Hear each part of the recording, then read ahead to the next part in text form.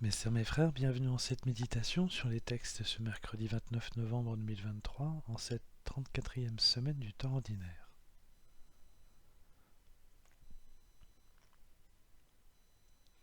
Rendons gloire à Dieu. Rendons gloire à Dieu, sachons témoigner de lui. Témoigner de Dieu est très naturel. Nous témoignons des choses et des personnes que nous connaissons tous les jours, car témoigner signifie étymologiquement attester, prouver. Notre rapport à la vérité nous oblige à témoigner constamment des choses et des personnes, soit en disant du bien, soit en disant du mal. Si on écoute, on observe les discussions, on verra que l'essentiel des sujets de conversation des personnes sont des sujets de témoignage. On entend « j'ai aimé ceci parce que… » ou bien « je n'aime pas cette personne parce que… » On est d'ailleurs très porté sur la louange des choses et le dénigrement des personnes, ce qui est paradoxal, mais aussi révélateur de nos états de conscience et de notre état de sanctification. Ainsi, témoigner de Dieu n'est pas hors de notre portée, puisque le témoignage, nous le pratiquons tous les jours. C'est une question de foi et de rapport à la vérité. Vouloir prouver Dieu, attester de son existence par un discours, la louange, une argumentation, une prière, devrait être une habitude. Dans chacun de ces moments, nous attestons l'existence de Dieu parce que nous nous adressons à lui ou bien nous parlons de lui. Un des témoignages les plus courants est la louange. Car sans volonté démonstrative particulière, elle montre notre confiance et notre respect pour Dieu. C'est ce que font les jeunes Hébreux. Dans un pire moment, dans la fournaise, où ils ont été jetés par Nabuchodonosor au début de leur exil à Babylone.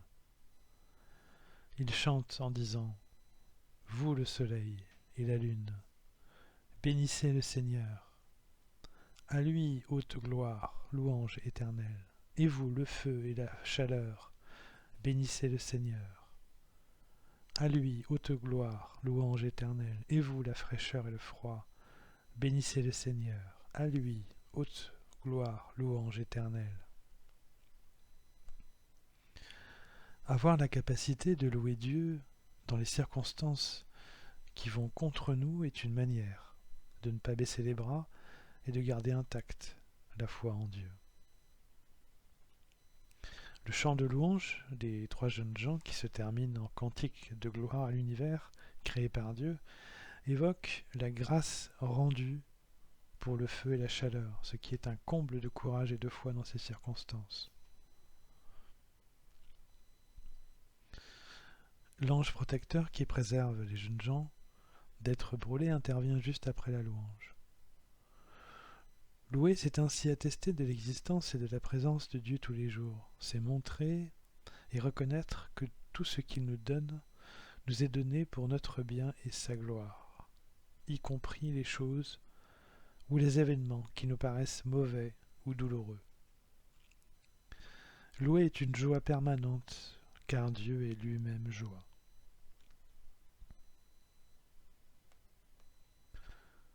C'est tout le contraire qui arrive au roi Balthazar, fils de Nabuchodonosor, pourtant tout joyeux avec ses femmes et ses concubines en profanant des objets volés lors du pillage du temple de Jérusalem. En honorant ces dieux païens et sans vie par des libations à des idoles, le roi n'a pas rendu témoignage à la vérité, il a seulement attesté de lui-même et de sa propre puissance de roi, toute relative. Pour cette raison, en pleine joie humaine et égocentrique, il voit une main divine tracer les mots suivants sur les murs et traduit par Daniel pour le roi ainsi. Il y voit « Méné », c'est-à-dire « compter ».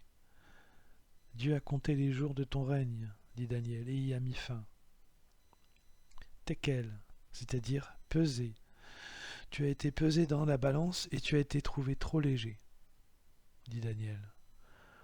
Ou Farsin, c'est-à-dire « partager ». ton royaume a été partagé et donné aux Mèdes et aux Perses, finit par lui dire Daniel. Dieu annonce ainsi au roi Balthazar la fin prochaine de son royaume et sa propre mort.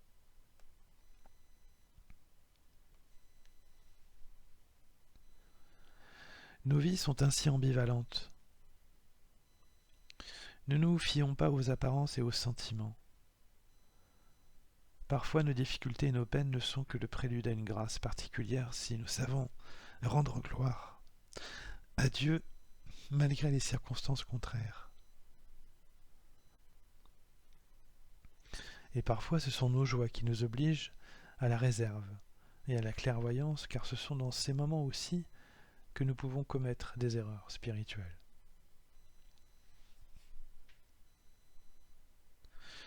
Jésus, dans l'évangile du jour, nous appelle justement à cette clairvoyance.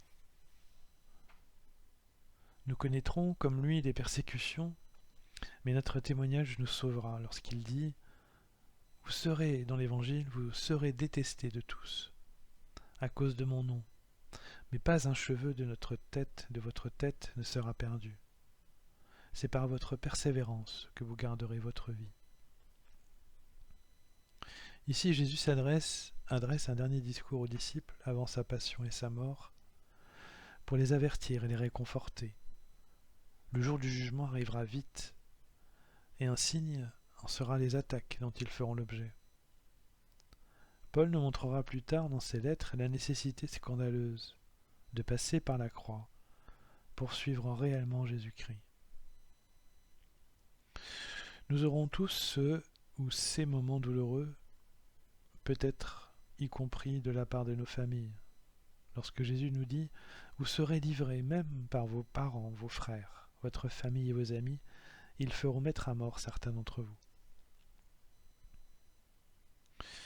Mais Jésus-Christ saura nous aider, nous donnera les mots pour que nous puissions témoigner de Dieu et rendre gloire à Dieu. Il nous faut passer par le scandale et le mépris par lesquels Dieu lui-même est passé pour se donner à nous et vivre pleinement notre vie. C'est cela la pleine humanité de Jésus-Christ.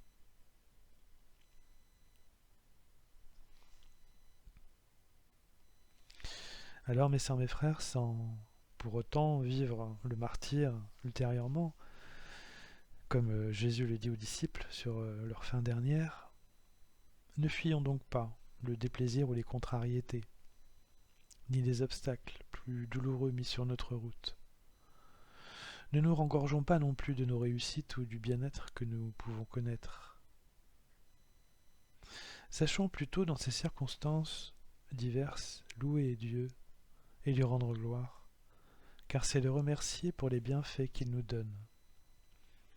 Dans toutes les situations, il nous donne des perspectives pour notre joie profonde et la gloire de sa parole. Il nous faut persévérer sur ce chemin. Ce n'est pas de l'ascétisme, c'est simplement de la confiance.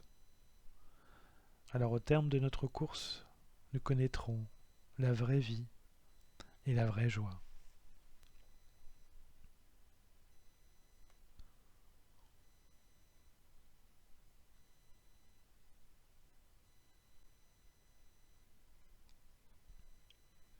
Mes sœurs, mes frères, après cet instant de méditation sur les textes de ce jour, qui portent sur la gloire à Dieu que nous devons lui rendre, je nous invite à la prière.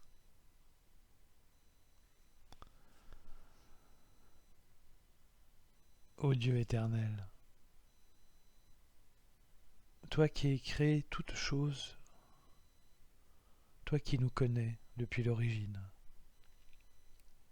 toi qui nous aimes,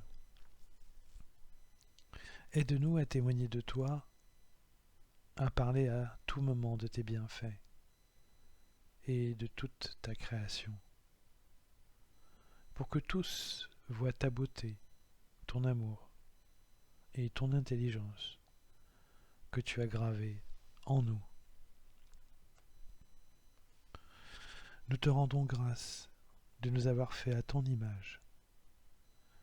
Nous qui n'étions rien, nous sommes tout devant tes yeux, pleins de tendresse et d'amour.